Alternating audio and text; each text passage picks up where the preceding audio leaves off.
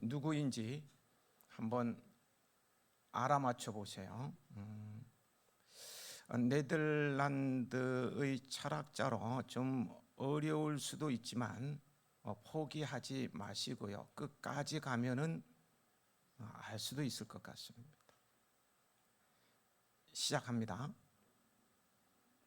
그는 유대인 상인의 아들로 태어나 유대인들을 위한 학교에서 공부를 하였으나 자라면서 당시 유럽의 자유로운 학문을 받아들이고 유대인들의 생활을 비판하였습니다. 그는 데카르트의 철학에서 결정적인 영향을 받았습니다. 수학과 자연과학에도 뛰어난 실력을 보였습니다. 그는 유대인을 비판했기 때문에 큰 미움을 받아 유대인 사회에서 추방당했을 뿐만 아니라 그를 죽이겠다는 열렬한 유대 청년들에게 생명의 위협까지 받았습니다.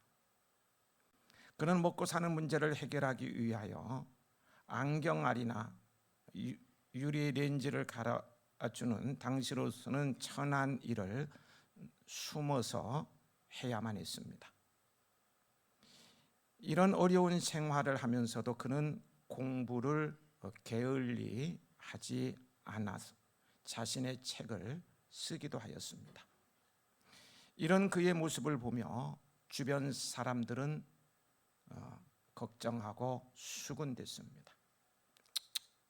저렇게 공부를 한다고 해서 무슨 소용이 있나? 언제 죽을지도 모르는 사람한테 공부가 무슨 소용이렴?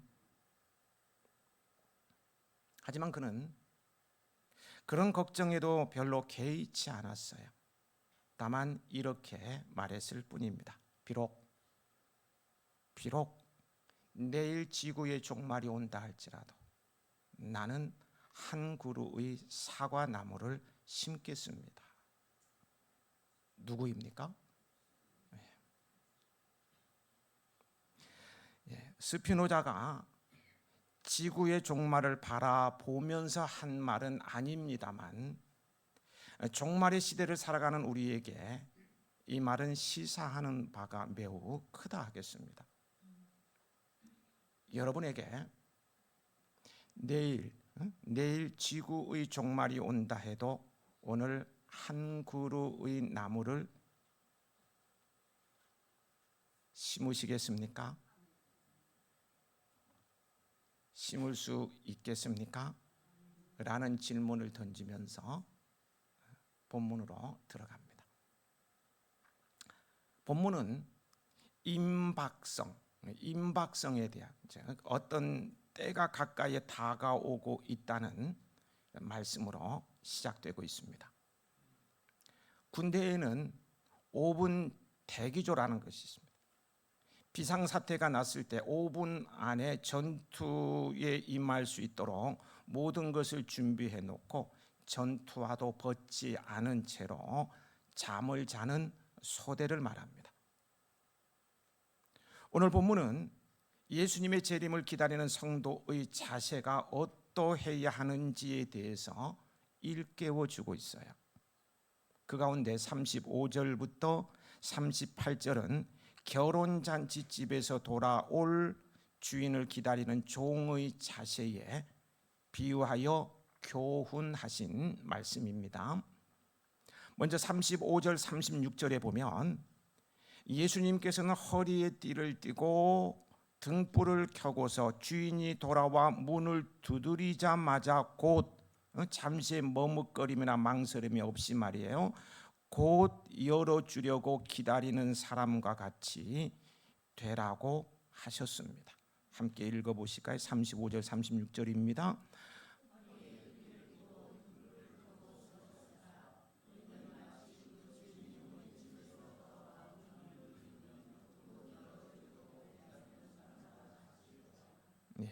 여기 허리에 띠를 띠고 등불을 켠다는 것은 준비됨과 깨어 있음을 나타내는 행동입니다. 유대인들의 옷은 길고 통이 넓어서요, 어떤 활동을 하려고 하면은 허리에 띠를 메었습니다.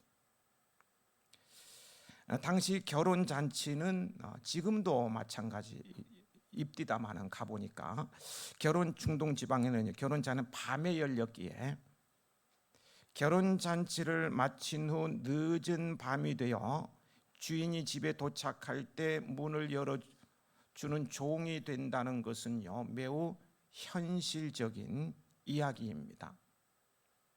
주인의 음성과 문 두드림을 듣고 즉각 일어나 허리를 동여매고 등불을 준비하여 주인을 맞이한 종의 자세와 태도를 보면 그 종이 주인을 얼마나 손꼽아 기다렸는지를 알 수가 있어요.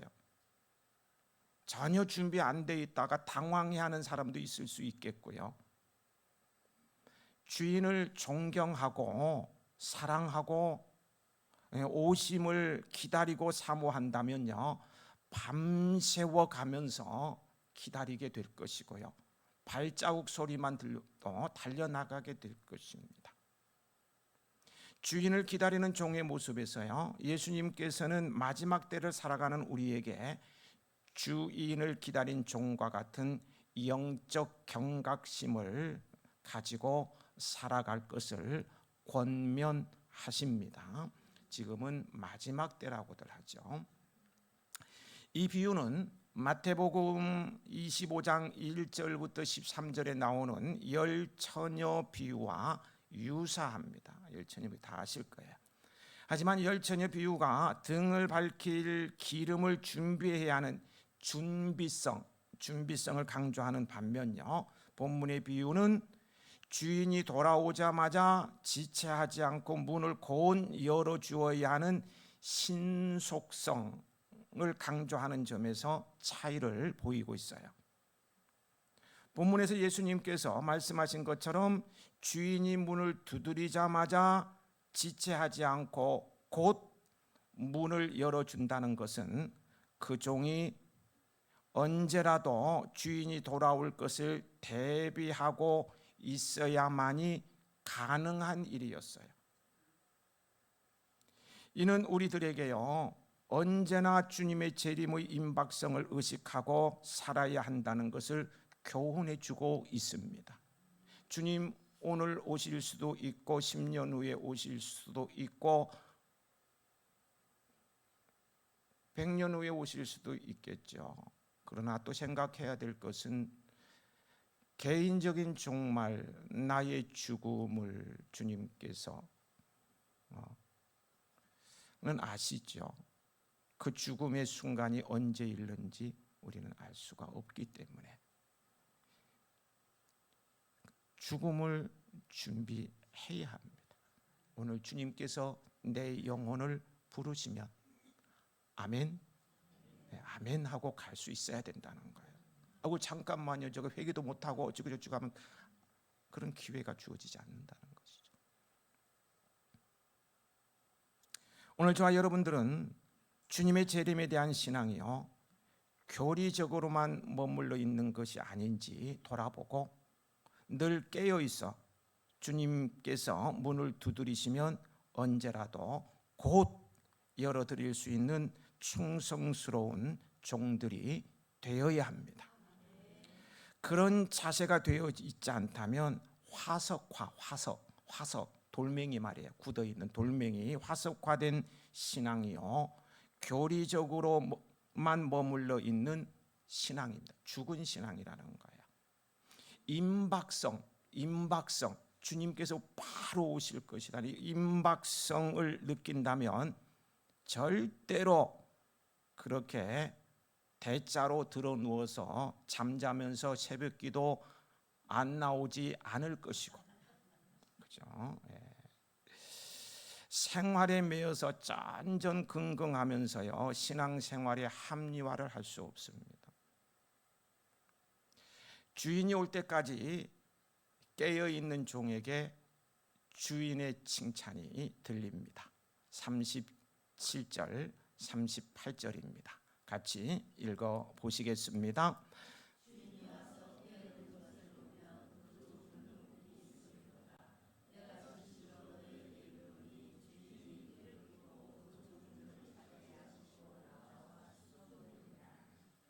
주인이 혹 이겨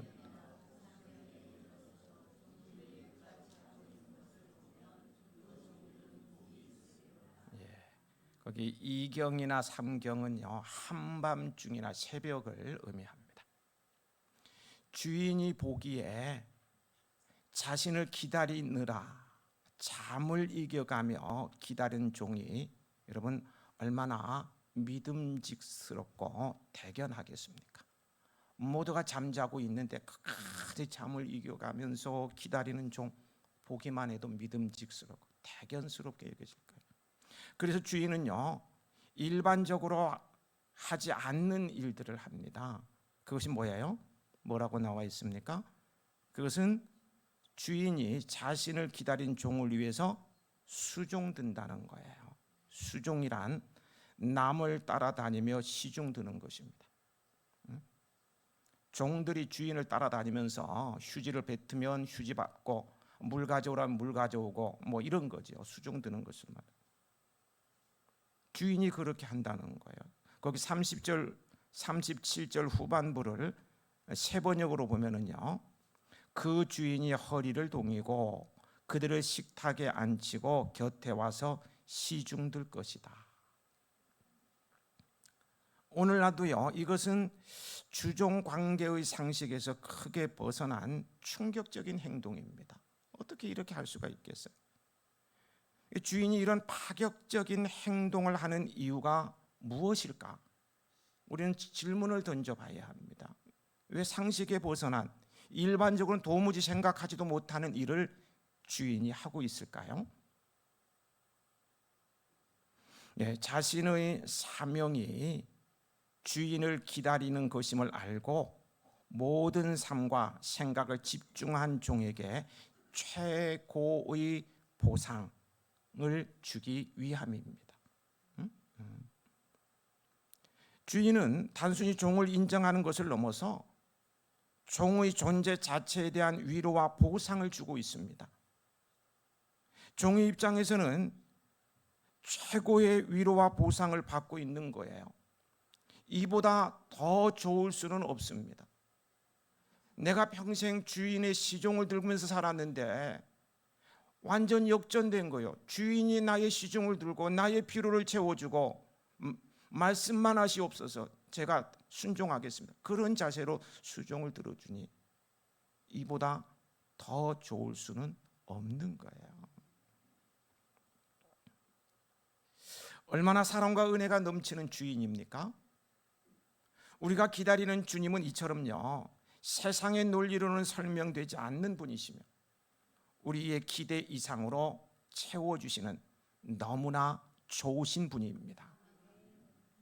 주님 말씀대로 순종하며 깨어 있으면 주께서 우리에게 오셔서 우리를 섬겨주신다는 거예요. 실제로 주님께서는요, 공생의 기간 동안에 보여주시기도 했잖아요. 수건을 동이시고 제자들의 발을 씻겨주신 섬김의 모습. 당시 스승이 제자의 발을 씻긴다는 것은 어느 누구도 생각해낼 수 없는, 꿈에도 나오지 않는 그런 파격적, 혁명적인 일을 예수님께서 하셨어요.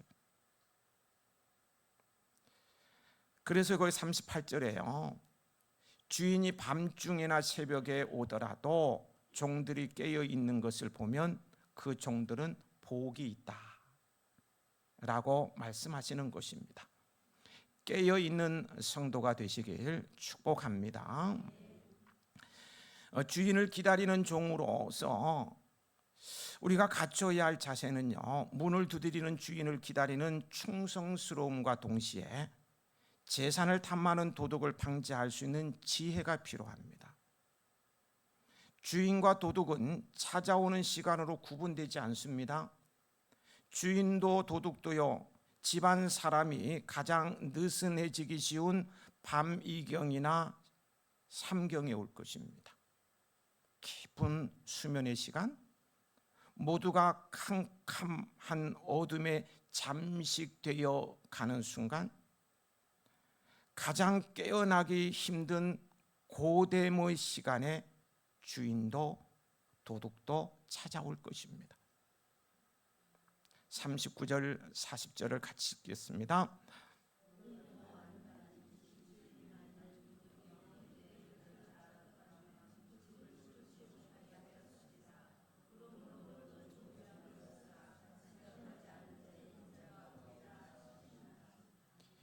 도둑은 훔치는 자이며 불시에 찾아오는 불청객으로요. 당시 집은 흙벽으로 되어 있기 때문에 구멍을 뚫고 침입했습니다. 주인의 안일함, 그냥 안일함은요, 도둑에게는 활동하기에 최적의 상황을 제공했습니다. 그러나 지혜롭고 충성스러운 사람은 어떤 상황에 대해서도 만반의 준비를 하고 있는 사람입니다. 벽을 뚫고 도둑이 침입하지 않는지 늘 집 주위를 돌아보며 동이 터올 때를 기다립니다. 깨어 있는 자의 모습입니다. 깨어 있는 자가 복이 있습니다. 깨어 있는 자를 주님께서는 어떻게 하신다고요? 시중 들어 주십니다. 41절부터는 베드로의 질문으로 제자들에게 교훈을 주십니다. 베드로는 예수님의 재림과 관련하여 예수님께서 비유를 말씀하신 데 대하여 주께서 이 비유를 우리에게 하심이니까 모든 사람에게 하심이니까 라고 질문하였어요. 이에 대해서요, 예수님께서는 거기 42절부터 48절에서 직접적인 답변 대신에 또다시 한 가지 비유로 더 말씀하셨습니다. 집 관리를 맡은 청지기 비유입니다. 이 청지기의 자격에 대한 말씀으로 비유가 시작되고 있음을 보게 되는데요. 42절을 같이 읽어보실까요?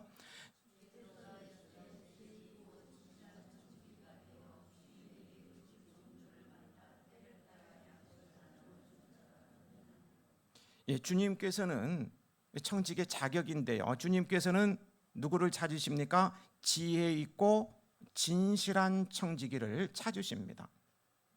주님께서 찾으시는 청지기는 주인을 대신하여 재산과 종들을 관리하는 직무의 종을 의미합니다.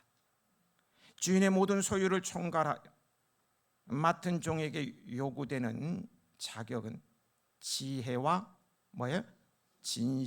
진실함. 다르게 말하면 충성입니다. 충성. 지혜는 주인이 원하는 목적과 뜻을 잘 분별하는 것이고요. 진실, 이 충성은 주인의 목적과 뜻을 향하여 나아가는 힘을 의미합니다. 지혜와 진실이 있는 종에게 나타나는 대표적인 행동 양식이 거기 나와 있는데 뭐라고 하고 있습니까? 때를 따라 주인의 사람들에게 양식을 나눠주는 것입니다. 주인에게 소속된 사람들에게 필요한 만큼 부족하거나 넘치지 않게 나눠줄 수 있는 지혜가 청지기에게 필요합니다. 이런 청지기에게는요, 반드시 합당한 보상이 따릅니다. 그런데 그 청지기가요, 주인이 더디 오자 착각을 하게 되죠. 본문 42절부터 46절까지 내용은요, 또 마태복음에 나와 있는 마태복음 24장 45절부터 51절의 내용과 거의 동일합니다.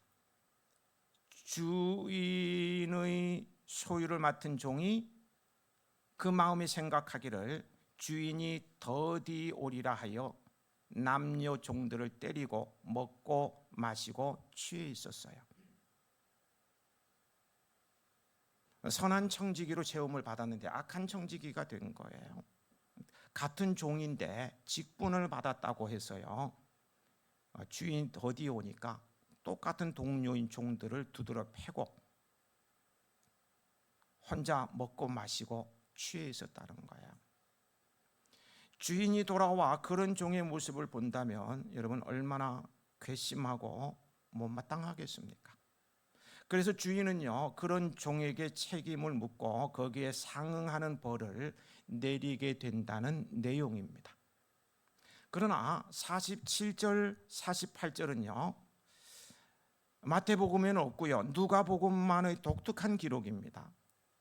청지기 비유 자체의 교훈은 마태복음과 누가복음의 교훈이 동일하지만요, 누가는 베드로의 질문과 그에 대한 예수님의 간접 대답의 형식을 통해서 47절, 48절의 내용을 보충하여 강조하고 있는 것을 알 수가 있어요.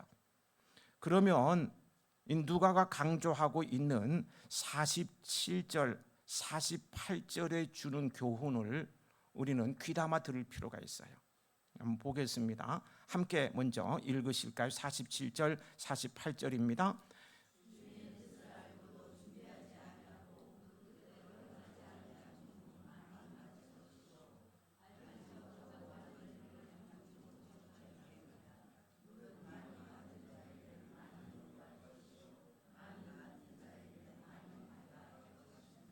예, 주인의 뜻을 알고도 주인의 뜻대로 행하지 않는 종은 뭐라고요? 많이 맞을 것이라고, 많이 얻어 터지게 될 것이라고, 맞을 것이라고 합니다. 주인의 뜻을 알지 못하고 맞을 짓을 행한, 맞을 일을 행한 종은 적게 맞으리라고 말씀하고 있어요. 예수님께서는 또한 많이 받은 자에게는 많이 요구할 것이고 많이 맡은 자에게는 많이 달라고 요구할 것이라고 말씀하고 있죠. 여기서 강조하고 있는 것이 무엇입니까?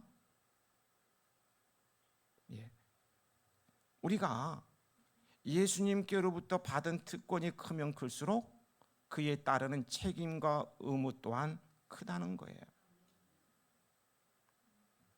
이로써 누가복음은 예수님의 비유의 교훈이 일반 백성들 모두에게도 적용되는 것이지만 특별히 일반 사람들에 비해 많은 것을 알고 맡은 제자들, 예수님을 믿는 사람들, 성도들은 주어진 특권만큼 책임과 의무 또한 크다는 것을 강조하고 있어요. 목사이기 때문에 책임과 의무는 더 큰 것입니다. 여러분보다 더 큰 책임과 의무가 있어서 하나님은 징계를 하시려면 저를 징계하게 됩니다. 교회가 잘못되면. 왜? 책임이 크니까, 의무가 크니까 그렇다는 거예요. 여러분, 성경에 대한 지식들을 통해 하나님의 뜻을 많이 깨닫는다는 것은요, 그렇지 못한 보통 사람들에 비해서 큰 특권이 아닐 수 없어요. 더 많은 위로와 복, 채우심, 영적 은혜를 누리게 됩니다. 하나님의 말씀에 대해서 많이 알고 하나님의 뜻을 깨달아 알면 그만큼 더 많은 위로를 받게 되고 복이 있고요, 채우심, 영적 은혜들을 누리며 살게 된다는 것입니다. 그런데 만일 많은 것을 알고 있으면서도 그 아는 것이 순종으로 이어지지 않는다면 그 아는 것이 무슨 소용이겠습니까? 오히려요, 악용될 수 있어요. 다른 사람을 판단하고 비난하고 정죄하는 교만에 빠질 수 있습니다. 내가 아니까 알지 못하는 사람에 대해서만 판단하고 비난하고 정죄할 수 있다는 거예요. 하나님의 자리에서 사람을 판단하는 것은 하나님만이 하실 수 있는데 감히 하나님의 자리에서 사람을 판단하는 어리석은 중생의 삶을 살게 되어요. 성경 지식이 많다고요. 많다면 아는 것을 자랑할 것이 아니라 그 지식대로 행하고 또 그 지식으로 다른 성도들에게 덕과 유익을 끼쳐야 할 것입니다. 그렇지 않으면 화가 임하는 거예요. 마찬가지로요, 교회 내에서 받은 직분이나 권한이 크다고 그것을 남용해서는 안 됩니다. 장로 권사와 같은 직분이나 권한을 예수님께서 부여하신 것은 대접받고 위험이나 부리고 권력을 휘두르라고 주신 것이 아니에요. 바로 주인집의 종들, 곧 하나님의 권속인 성도들을 잘 돕고 이끌라고 주신 것입니다. 그래서 직분자는 논란의 중심에 서서는 안 되고요, 때로는 생각이 다른 이 사람 저 사람의 비율을 맞추어야 하고 그러다 보면 오해를 받기도 하고 참 힘들어요. 그래도 모두를 긍휼의 마음으로 품고 가야만 하니 병이 생기고 속에 타들어가기도 하는 것이죠. 그래도 그것이 리더요, 먼저 믿는 자요, 직분자의 사명입니다. 우리는 특별히 주님께서 많은 것을 알게 하시고 또는 많은 것으로 맡겨주셨다면 받은 것이 클수록 그에 따르는 책임과 의무 또한 크다는 것을 알고 더욱 주님의 뜻대로 행하기에 힘써야 합니다. 이 본구절을요 다시금 생각해 보십시다.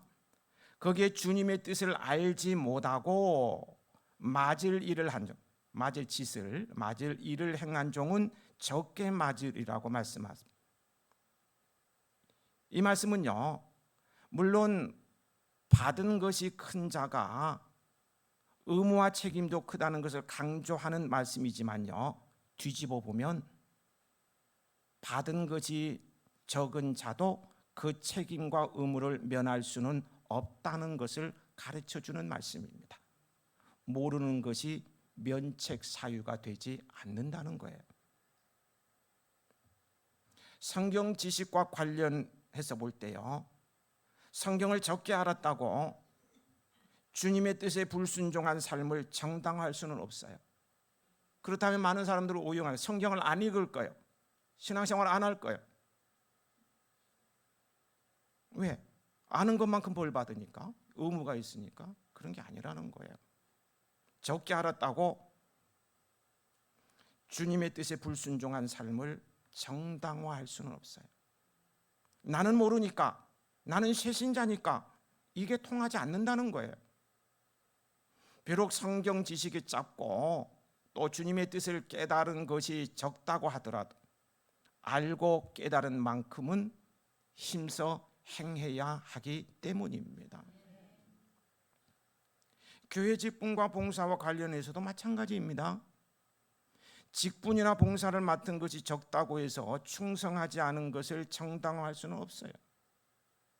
비록 받은 직분이나 일이 지극히 적은 것이라 할지라도요, 그 작은 일에 충성을 다하는 것이 바로 주를 섬기는 성도의 바른 자세입니다. 여러분에게 나눠드린 품격지기 신청서, 이 품격지기를 놓고 생각해 보십시다. 말이 품격지기이지 청소하는 것으로요, 세상의 가치적인 측면에서 보면 참 작고 보잘것없는 일이고요, 그 냄새나는 화장실 청소도 해야 되고 하여튼 허드레한 일이라고 할 수 있습니다.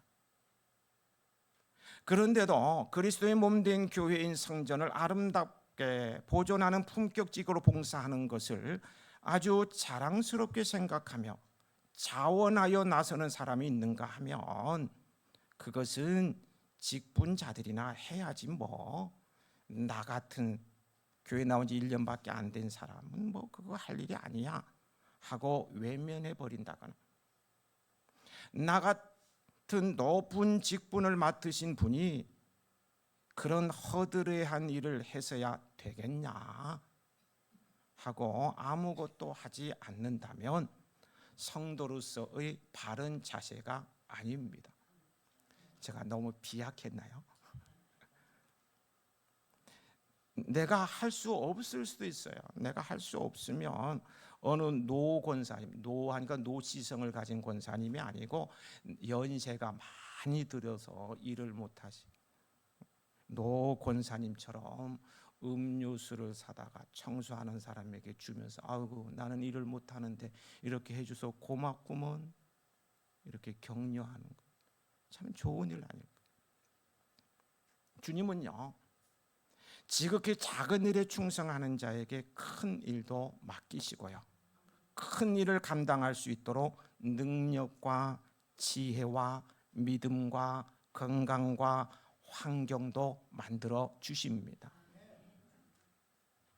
여러분, 다시 오실 예수님께서는 우리를 심판하실 때에 큰 일을 했는가 안 했는가의 기준으로 심판하시는 것이 아니라 우리에게 맡겨주신 그 일에 충성을 다했는가 아닌가의 기준으로 심판하십니다. 복음 전파는 우리 모든 믿는 자에게 주어진 사명이죠. 여기서 예외될 사람은 없고요. 등등 많은 예를 들 수가 있을 거예요. 우리 모두는 사명이 있는 거예요. 그러므로 여러분의 맡은 직분과 봉사가 비록 아무리 작고 사소해 보이는 것이라 할지라도 주님께서 맡기신 일로 받으시고요. 주께 하듯 최선을 다하여 감당하는 충성스러운 종들이 되시기 바랍니다. 주님께서 찾으시는 종의 자세이고요. 그에게는 복이 있습니다. 보상이 따릅니다. 결론적 질문입니다. 예수님께서는 주인이 와서 깨어 있는 것을 보면 그 종들은 복이 있으리라고 말씀하셨는데요. 누가 깨어 있는 자입니까? 이걸 지금 30분, 40분 동안 강조해 왔는데 누가 깨어 있는 자입니까? 자기에게 맡겨진 일에 그것이 크든 작든 소중하든 천하든 충성하는 자가 깨어 있는 자입니다.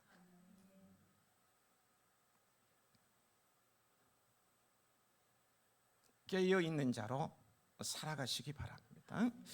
메가더 장군의 회고록에 다음과 같은 이야기가 나옵니다. 1950년 한국 전쟁이 발발하자 미국의 연합군 총사령관이었던 그가 한국의 전황을 살피기 위해서 부랴부랴 한강 인도교까지 도착했습니다. 그리고 쌍안경을 가지고 인도교 건너편의 형편을 살피기 시작했습니다. 이미 이때는 한강 인도교가 폭발되어 있었고요. 강 건너편에는 인민군들이 다가오고 있었습니다. 쌍안경으로 강 건너편을 보던 메가더 장군의 눈은 문득 강 이쪽 편에 있는 부동 자세의 군인 한 사람을 발견하게 되었어요. 그래서 메가더 장군은 이상하게 생각하고 자기가 탄 지프를 타고 이 병사에게 달려갔습니다. 그리고 이 병사에게 물었습니다. 왜 끊어진 다리 앞에 서 있느냐? 이 병사가 대답했어요. 뭐라고 대답했죠? 이 병사가 대답했어요. 이것이 제 임무이기 때문입니다.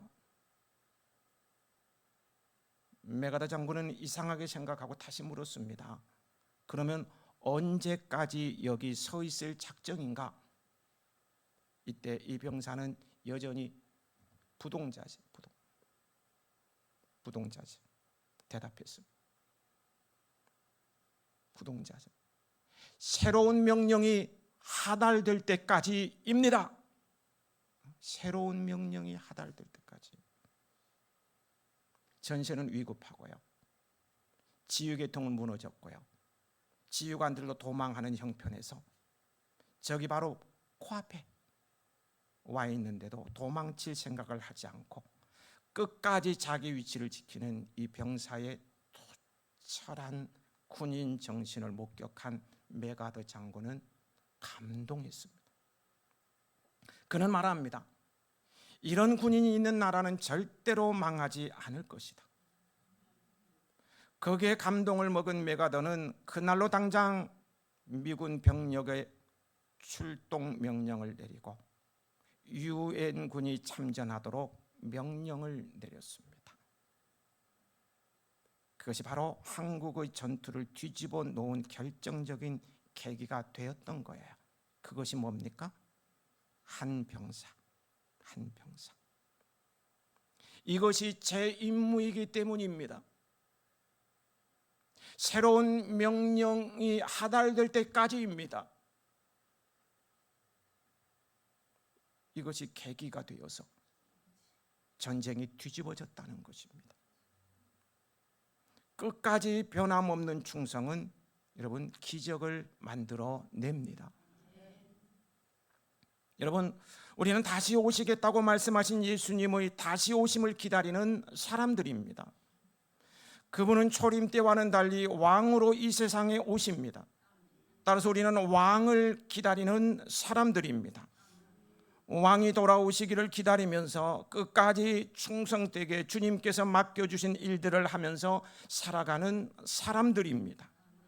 그냥 아무 의미 없이 살아가는 인생과 존재가 아니라 우리는 왕의 오심을 기다리며 오늘도 열심히 하나님께서 맡겨주신 사명을 수행하며 사는 사람들입니다.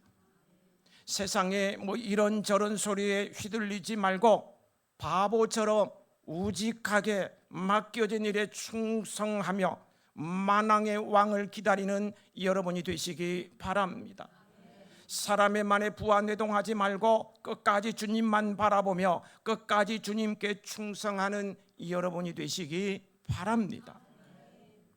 여러분 모두는 왕께서 오실 때에 충성된 종으로 그분 앞에 서시길 축복합니다.